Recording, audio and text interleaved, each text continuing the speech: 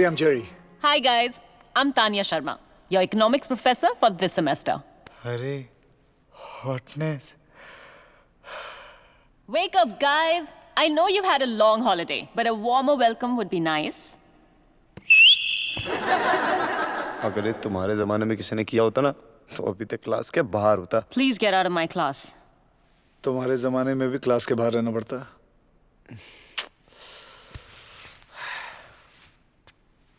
तुम नहीं, तुम out of my class. Professor मैंने तो कुछ नहीं किया है। मैं जानती हूँ तुमने क्या किया, क्लास के बाहर।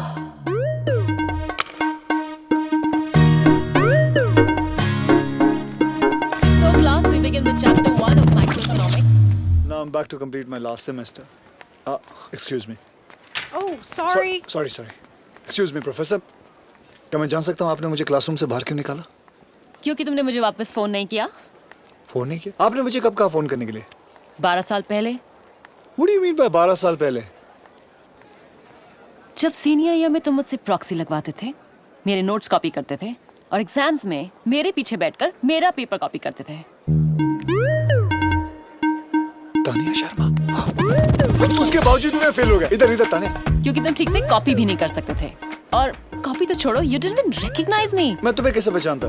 तुम उस वक्त ब्रेसेस पहना करती थी, 50 किलो तुम्हारे कम हो गए। जिस तानिया को मैं जानता था वो डबल एक्सएल कपड़ों की सुपर डुपर मॉडल हुआ करती थी। And now you're so unfit. तुम बिल्कुल नहीं बदले, हाँ? Well, thank you. I'm a little confused. या तो तुम कोई सुपर सक्सेसफुल वेबसाइट खोलकर तुम एक मल्टी मिलियनेयर बन गए और फिर बोर होकर वापस कॉलेज आ गए हो, या No, मैं कोई मल्टी मिलियनर नहीं बना। हाँ, ये जरूर है कि धीरूभाई अंबानी, बिल गेट्स और जेरी पटेल में तुम जानती हो कॉमन क्या है? वो तीनों कॉलेज ड्रॉप आउट्स हैं। बस फर्क इतना है कि वो स्पेशल बंदे थे और मैं जो हूँ स्पेशली चैलेंज्ड हूँ। बेसिकली लाइफ ने उन्हें थपथपा के आसमान तक पहुंचा दिया और मुझे थप्पड़ मार के सीधे अपने ग्रेजुएशन के लिए पहुंचा दिया। तो ग्रेजुएशन कंप्लीट करने का पहला टिप, तुम्हारी अगली क्लास 5 मिनट पहले शुरू हो चुकी है। What? टाइम दिखाना। Thanks for getting me late. Run, Jerry, run! Yeah, fatso. Whatever. See you on Monday, and before you leave, please pick up your midterm results.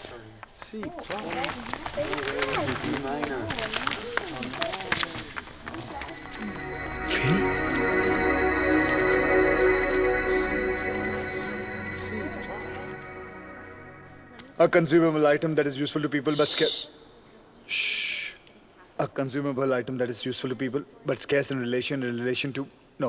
A consumable item that is useful to people but scarce in relation to. A consumable item that is. Fail होने के बाद किताबों से बदला ले रहे हो? सिर्फ इकोनॉमिक्स की किताब से। मुझे आधी चीजें समझ नहीं आती और बाकी चीजें याद नहीं रहती। मैं बेशक लास्ट हूँ पर फेल नहीं हो सकता कॉलेज में। A consumable item that is useful. मुझे दोस्त मानते हो? Yeah, you're a very dear friend. F for friend. Trust me, मैं तुम्हारी मदद कर रही हूँ, ओके? अब चलो मेरे साथ। अरे फिर ये याद कौन करेगा? जब याद होना होगा हो जाएगा, okay? Come on. Okay. Come on.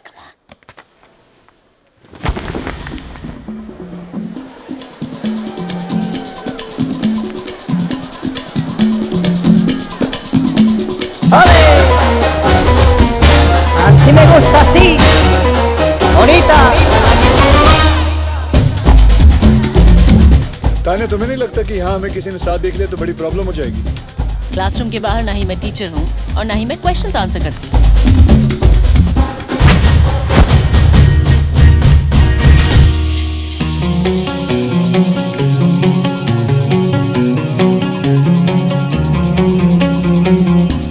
तुम मुझसे बहुत नफरत करती हो ना?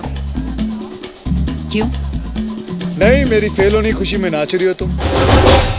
रॉको तो बहुत अच्छा नाचता था। उसे मरे हुए 3 महीने हो गए। He's dead. So sad. मैं तो उसे मिलना चाहती थी। तुम्हारा आदमियों में टेस्ट सीरियसली बहुत अजीब है। जानती हूँ, इसलिए तो कॉलेज में I had a big crush on you. ओहो, तो अब मैं समझा। तुम चाहती थी कि मैं तुम्हें नोटिस करूं, लेकिन मैं चीयरलीडर्स के पीछे बिजी था और अब तुम अपना 12 साल पुराना बदला पूरा कर रही हो मुझे फेल करके। तब मैं मोटी और बेचारी थी, अब मैं सेक्सी और पावरफुल हूँ। मुझे ऐसा क्यों लगता है कि अगर मैं थोड़ी देर यहाँ रुका तो मेरी इज्जत को खतरा हो सकता है।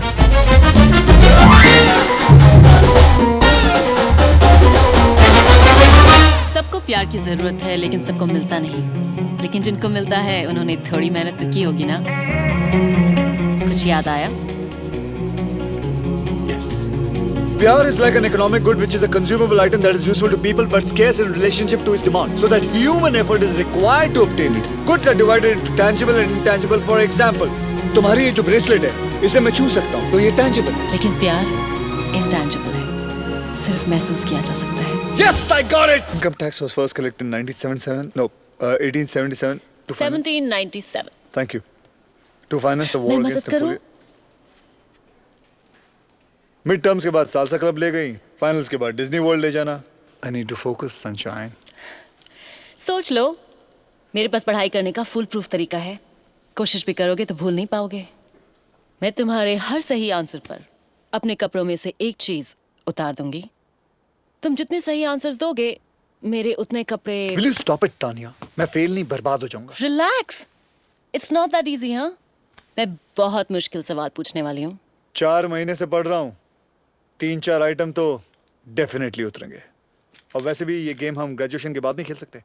फर्स्ट क्वेश्चन, इनकम टैक्स की हिस्ट्री बताओ। मुझे नहीं पता। इनकम टैक्स की हिस्ट्री बताओ।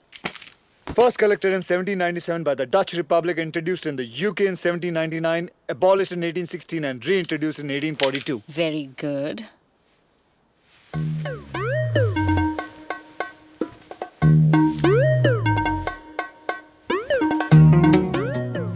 I hope तुमने काफी लेयर्स पहने होंगे क्योंकि मैं इस वक्त फॉर्म में हूँ।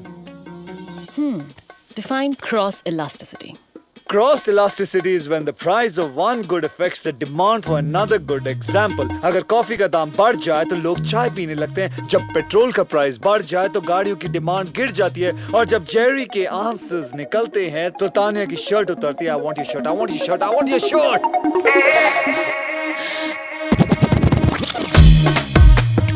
Whoa, whoa, whoa. Next question. Multiple choice है तो ध्यान से सुनना। Okay. मैं तुम्हारे साथ ये गेम इसलिए खेल रही हूँ क्योंकि ऑप्शन ए, मुझे बहुत गर्मी लग रही है। ऑप्शन बी, ये रिवीजन करने का बेस्ट तरीका है। या ऑप्शन सी, तुमने अभी तक अपनी गर्लफ्रेंड को किस नहीं किया है। एसी चालू है तो गर्मी तो लग नहीं सकती। तुम मेरी गर्लफ्रेंड नहीं हो। ऑप्शन बी, ये रिवीजन करने का बेस्ट तरीका। Option B. थैंक गॉड मैंने इसके नीचे कुछ नहीं पहना था। नहीं, option A, C, option C.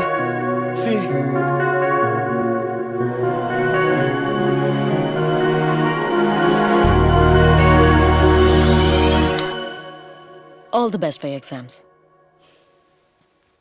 It's definitely option C.